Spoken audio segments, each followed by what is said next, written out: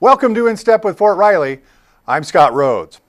Each year, emergency services and law enforcement personnel from Fort Riley and around the central Flint Hills region take part in a mock disaster exercise, complete with bad guys, mass casualties, and other elements, all aimed at answering the question, what if? Here's a look at this year's full-scale protection exercise.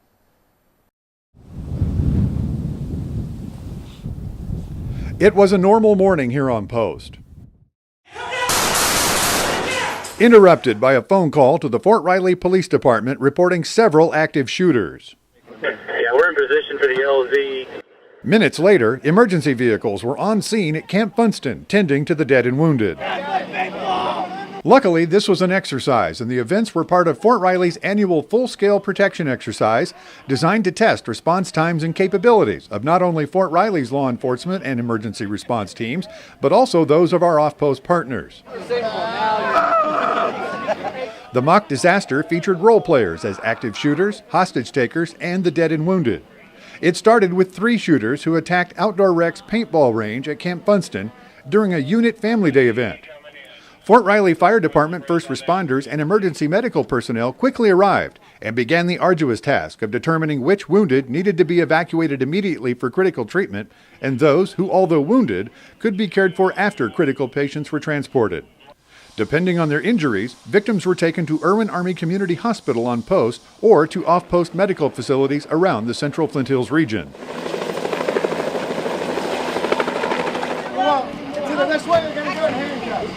The role players, including an ambitious member of the media, gave a sense of realism to the exercise. Stay behind the fire truck for now. 4-7, this is Echo Zero. Ready? Meanwhile, in another part of Camp Funston, Fort Riley police moved in on one of the shooters turned hostage taker. Bell Bridge.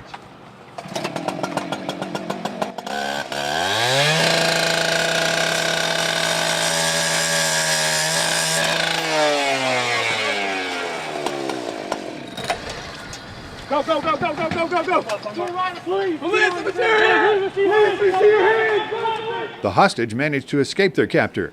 The hostage taker wasn't so lucky, as police took the suspect into custody without further incident.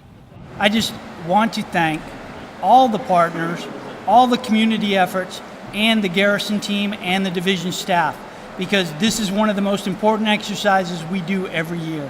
Their focus and their execution of this drill only makes us better. Fort Riley's newly installed garrison commander, Colonel John Lawrence, was impressed with what he saw during the exercise. I think our team did an outstanding job. We have found several things that we do need to AAR. We need to go back, relook at our procedures. However, I think we did an incredible job. Even with any exercise, we will get better, because that is the most important thing, that we do get better. Off-post partners participating in the full-scale exercise included Junction City and Manhattan Fire Departments, Gary County Emergency Management, the Kansas Highway Patrol, Kansas State University Police, Life Team Critical Care Transport out of Newton, Kansas, as well as other agencies from in and around the central Flint Hills region. Now, on a related note, the month of August is the Army's Antiterrorism Awareness Month, as Fort Riley will present a series of initiatives to heighten awareness and increase community vigilance.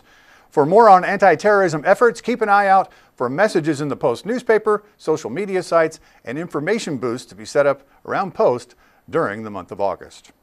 And for more news and information about Fort Riley, check out the 1st Infantry Division Post newspaper. Find it at a newsstand near you or online at onedivpost.com, or check out the Fort Riley website at riley.army.mil.